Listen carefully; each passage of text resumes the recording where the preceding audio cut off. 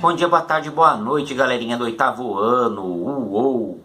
Nós vamos estudar agora a Revolução Francesa, tá? Módulo 1, capítulo 3, páginas 320 a 345. Tudo bem? A Revolução Francesa, ela é fruto direto da crise econômica que a França viveu ali no finalzinho do século XVIII, tá? A França tinha muitas dívidas, por quê? Porque a nobreza era super privilegiada, não pagava impostos. A Igreja Católica era a classe dominante e não pagava impostos. Quem pagava impostos? O povo, que era chamado de terceiro estado. Tá? A França era dividida em 3 estados chamados de estados gerais. No alto, Igreja Católica, primeiro estado. Abaixo, nobreza, segundo estado. Abaixo do segundo estado, o terceiro estado, que era formado por todo mundo que não era nem da igreja e nem da nobreza. Burgueses, tanto fazia se o cara fosse um banqueiro ou um dono de uma banquinha de frutas, né? Fosse um alto burguês ou um pequeno burguês, ele era do terceiro estado. Os camponeses eram do terceiro estado. Os operários das poucas indústrias que existiam na França da época também eram do terceiro estado, tá? Eles só tinham deveres e não tinham direitos, ou seja, eles não tinham cidadania. A crise econômica era muito alta, por quê? Porque se gastava dinheiro demais. Para prejudicar a Inglaterra, o rei Luís XVI ainda mandou tropas para ajudar na independência dos Estados Unidos, então a França estava quebrada. Tá? Todos os problemas econômicos da França eram sempre resolvidos aumentando os impostos. Então o rei chamou os estados para uma Assembleia dos Estados Gerais para ver como a França ia sair da crise econômica. Os estados iriam votar como fazer isso. Tá?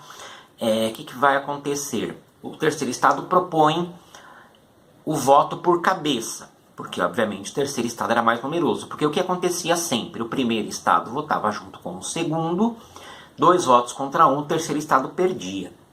Então, o terceiro estado insistiu muito nisso, mas não foi o que aconteceu. Votou o primeiro estado com o segundo estado junto e a conta desse prejuízo, desse rombo nos cofres da França, iria mais uma vez ficar por conta do terceiro estado. Aí essa notícia de que o rei ia de novo jogar as contas nas costas do terceiro estado e ia dissolver a Assembleia fez com que o povo pegasse em armas em 14 de julho de 1789, ou seja, 231 anos, o povo derrubou a Bastilha. A Bastilha era uma prisão política para onde iam presos da França que não eram criminosos comuns, eram presos que desagradavam o rei. A França era uma monarquia absolutista, o rei mandava, quem tinha juízo obedecia. Por quê? Porque o rei tinha direito divino. Tá? Então foi proclamada uma Constituição francesa pela Assembleia Nacional em 1791. Vamos lá, calma, Fabião. Foi elaborada uma Constituição, uma monarquia onde o rei reina, mas não governa. O modelo era a Inglaterra, tá? Só o que vai acontecer?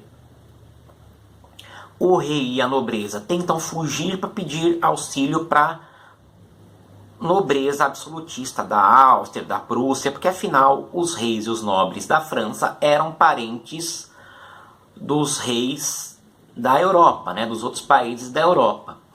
Então o que vai acontecer? O rei e a família real são presos, o rei é julgado por alta traição e o rei é decapitado na guilhotina. Como houve essa mobilização para lutar contra as potências estrangeiras, a Áustria, a Prússia, então essas tropas tomaram o poder, eram lideradas pelos jacobinos.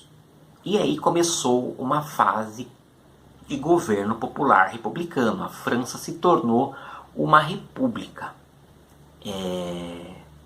Uma república popular. Os jacobinos eram a pequena burguesia, burgueses populares. Como eu falei no começo da videoaula. o dono de uma banca de fruta, um sapateiro, cara que trabalhava para ele mesmo, e pessoas populares. Os jacobinos tinham como líder Robespierre.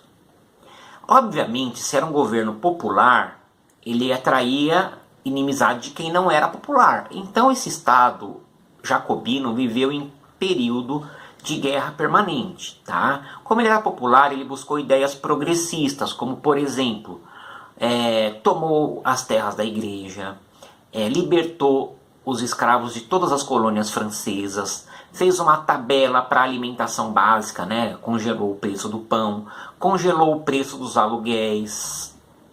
Que mais? Criou um calendário que era com outros meses, fora do calendário gregoriano. Criou...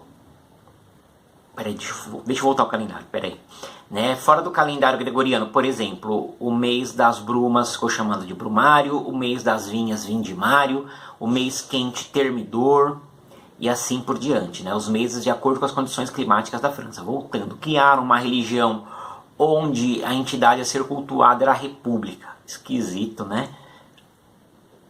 Bom, não é preciso dizer que todas essas medidas populares levou a alta burguesia, que eram os girondinos, outro grupo burguês, inimigo dos pequenos.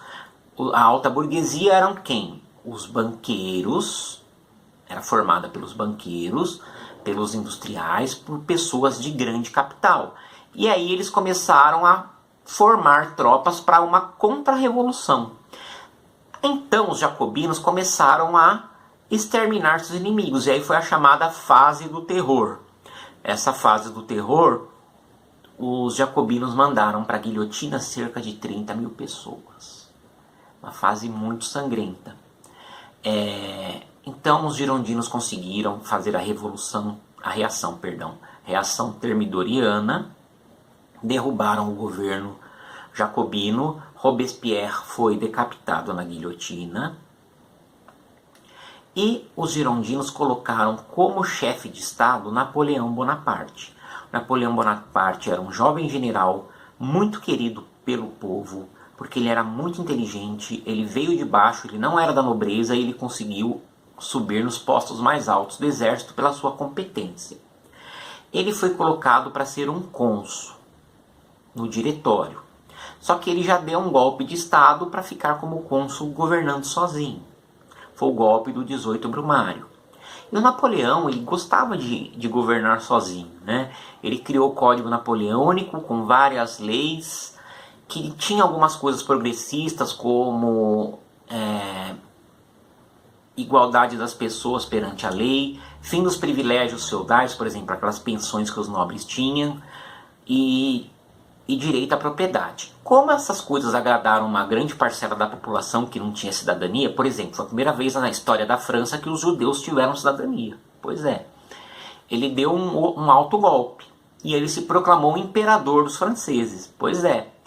Tem uma imagem clássica que o Papa vai coroar o Napoleão como imperador na catedral, e o Napoleão faz o seguinte: ele tira a coroa das mãos do Papa e ele mesmo coloca na sua cabeça, para simbolizar que a igreja não estava acima do Napoleão. E aí o Napoleão, com o pretexto de que ele ia espalhar os ideais da Revolução Francesa pela Europa, ele vai para uma política de conquista para os outros países. E ele vai dominando outros países europeus e vai colocando aliados ou parentes dele no trono. E aí ele decreta o bloqueio continental para enfraquecer a Inglaterra. E isso vai gerando consequências para vários outros países que nós vamos ver em detalhes nos capítulos mais para frente, né? Vai ter consequências para Portugal, para Espanha, para o Brasil, para os nossos vizinhos latino-americanos, para a Rússia e para a própria França, tá? Depois o Napoleão vai ser derrotado 2 vezes, a definitiva ele vai para a ilha de Elba e acaba por lá. Gente, qualquer dúvida, entre em contato comigo, mas entrem mesmo, viu? Tô com saudade de vocês. Mandem mensagem que eu respondo. Tá bom? Vejam o outro vídeo com as instruções da lição. Beleza, galera? Até mais. Um beijo. Uou!